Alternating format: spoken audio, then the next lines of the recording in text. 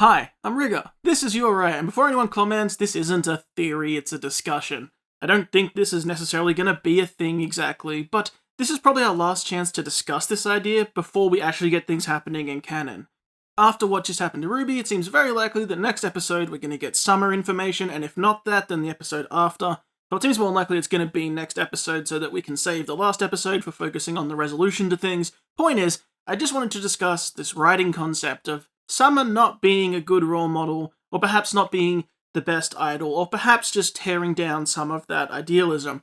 Not being someone RWBY should base her whole life on.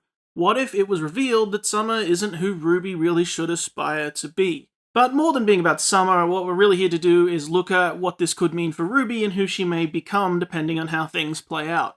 As for the point of this discussion, I think there's an interesting question about RWBY's identity, which, as we've seen, has been a huge theme for this entire volume. It's almost what this volume is about, especially right now. We saw her give away her rose badge with the promise of a mother, something that we're told will come back. So yeah, it probably will be nice, and that will be like this lovely moment, and that's what I expect in these following episodes for RWBY. Some kind of hope inspired by her mother and that promise, and something to do with her. We also saw Summer's weapon and reflection, not just in that weapon but behind RWBY, but let's sort of analyze that. We've always had this overwhelming thing of RWBY being a reflection of Summer. Crow clearly sees it that way, the Ever After has shown it that way, but we always have this idea of that being a positive. The idea of Summer being almost RWBY's comfort and who she aspires to be, and one of her greatest losses. It's always been that way. The Red trailer, literally the beginning of everything, starts in front of her grave. Summer has always been who she aspires to be, who she's been walking the path of becoming. But I wanted to talk about the value of perhaps destroying that idea. And this isn't baseless. Look at when we were in the Punderstorm. It was the things that were weighing on people's mind. It was the things that were concerning them.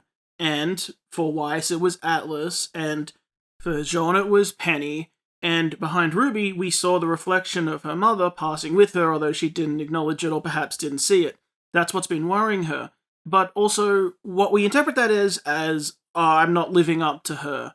I'm not becoming that great person. And similar here in the Forge, when we see her mother's reflection in the axe, taking that weapon will be that path, just like taking Alex's weapon will be her path, that kind of thing.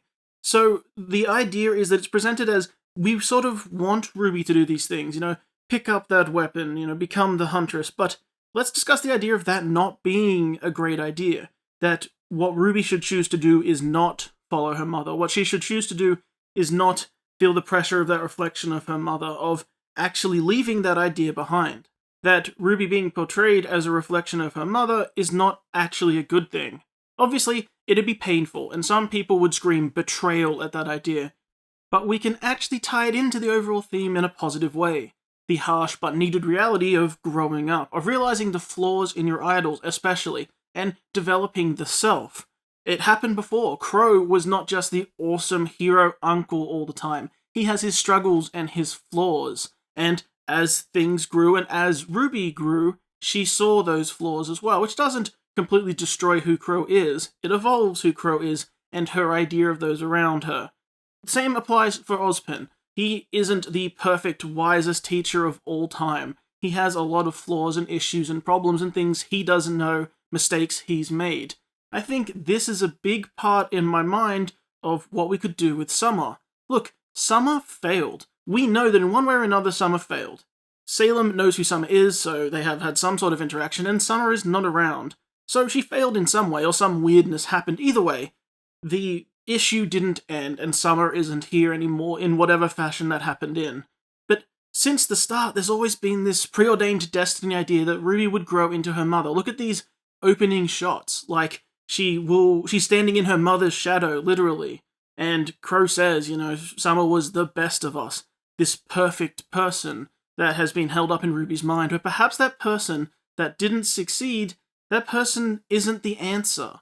That there is perhaps more value in realizing that becoming that same person is not ideal, and in fact, what is more valuable for RWBY and what will be the correct answer for RWBY is forging her own path completely, to not be the next Alex or the next Summer, but the first RWBY. everyone comments on it. She sounds just like her mother. She inherited her eyes from her mother. Her mother was the best. Her mother would be proud. It's a constant for RWBY. But if the point of the whole story is that Summer was so great and RWBY should aspire to be her, then why didn't we just watch Summer's story? Why are we watching this follow-up?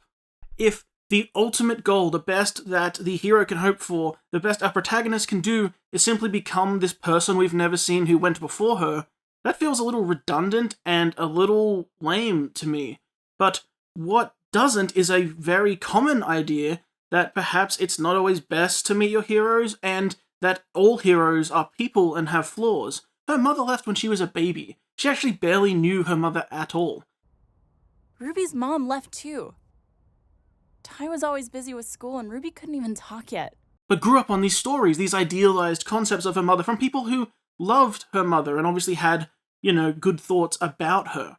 If she was raised around Raven, do you think she would think the same of her mother? Of course not. She's had these fantasy stories fed to her, even from Yang.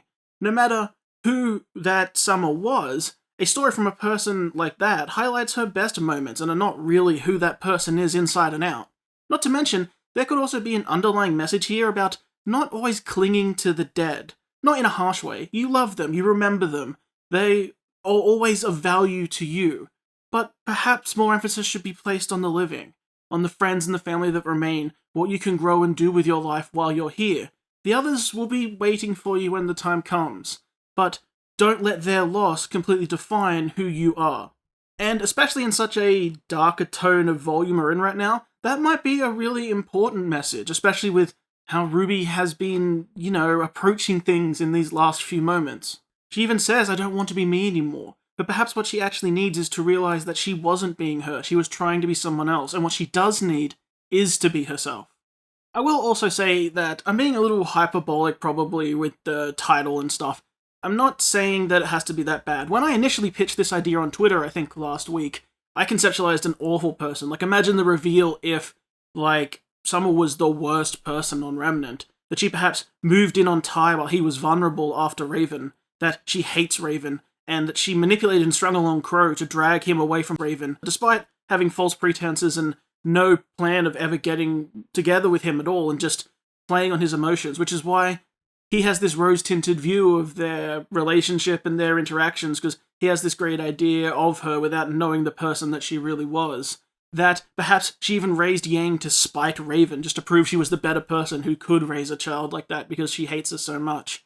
That she, despite having Yang, wanted her own child just because of nepotism, that she was so great. Summer was full of arrogance, believing her silver eyes were a gift from God, and that she could save all of humanity as long as they stood with her, that she was what everyone needed, that she could single-handedly take down Salem and save the world alone, which led to her ultimate demise, that she was full of nepotism and supreme arrogance, which is why Raven was so mean when RWBY spoke like her about how things would work out if they were just together, how she could take down Salem, that it was foolish and short-sighted, and that angered Raven, of course, knowing who Summer really was.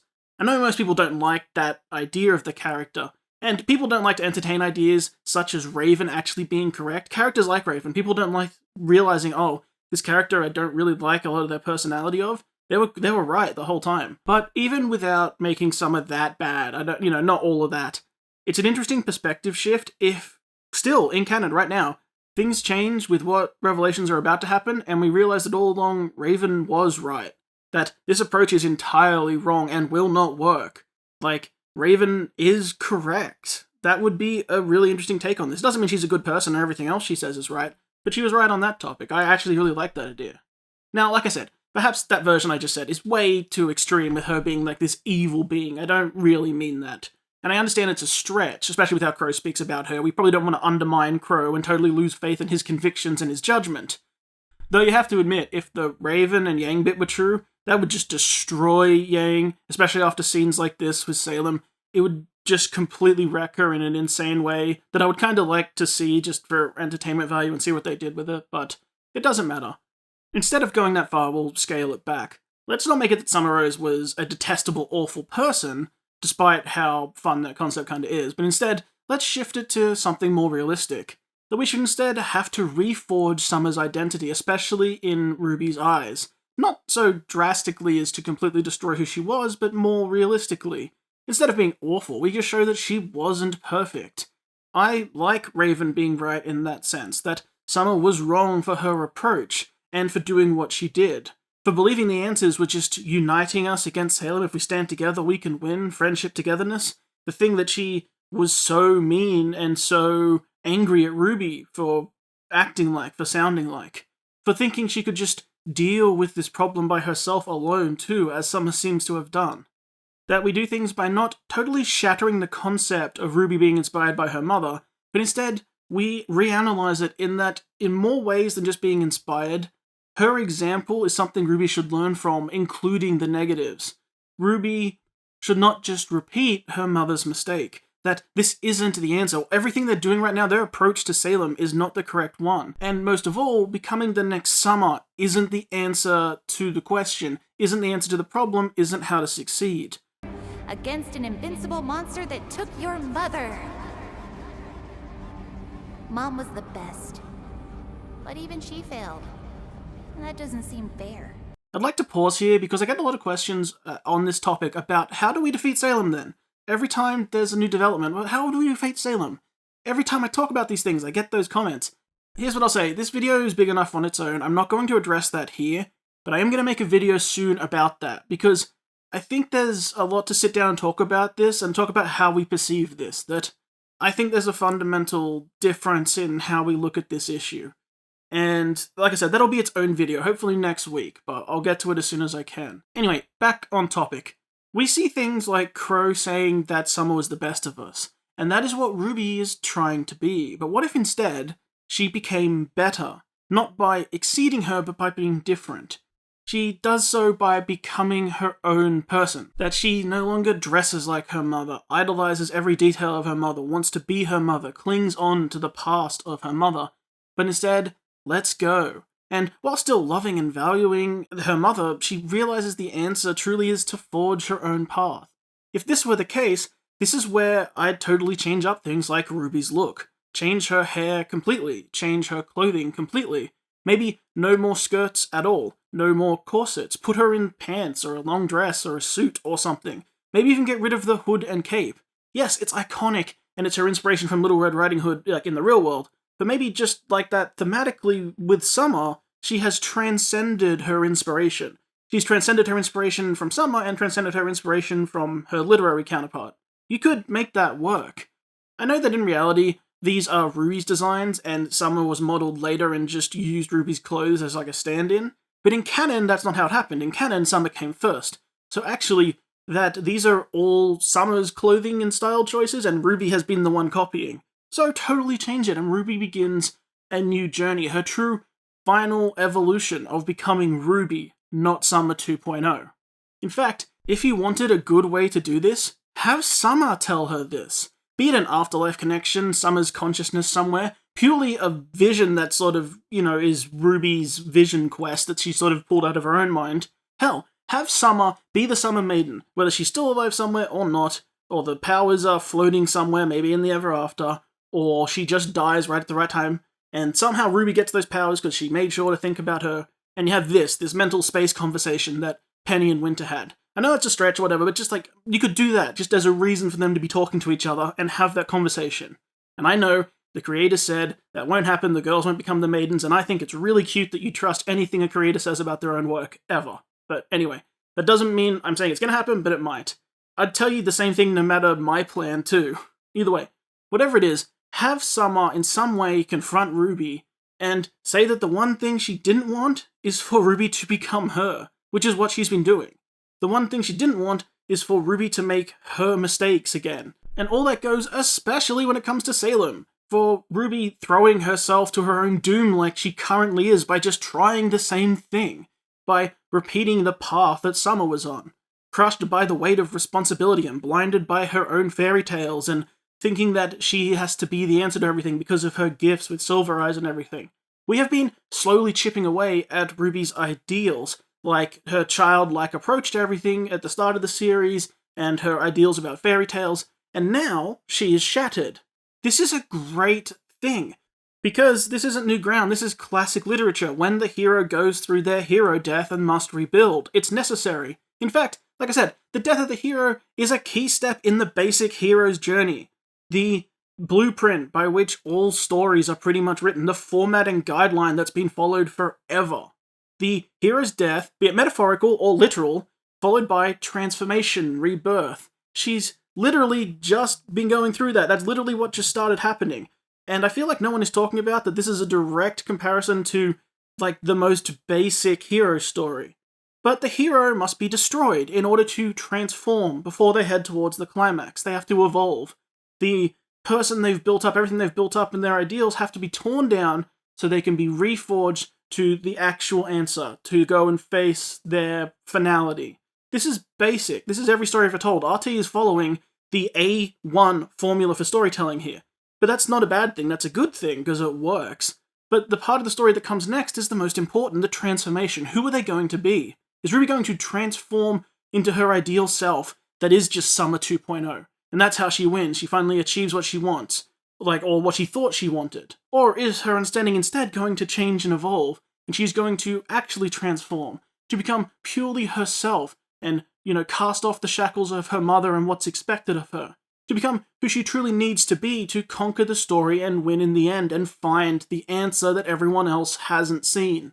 For everyone saying she's going to get her memory wiped and stuff because that's how the tree works, God, I hope not, that's awful. That's near actual character death, and it's completely unnecessary. We don't have to go that far. And despite how the tree being described that way, it doesn't matter. That would be a serious mistake in my opinion, because it undoes all the growth beforehand if she doesn't remember all the history she's had to grow from. But no matter the details of it happening, that's what's happened. RWBY has gone through her character death. Now it's time for her transformation, her rebirth.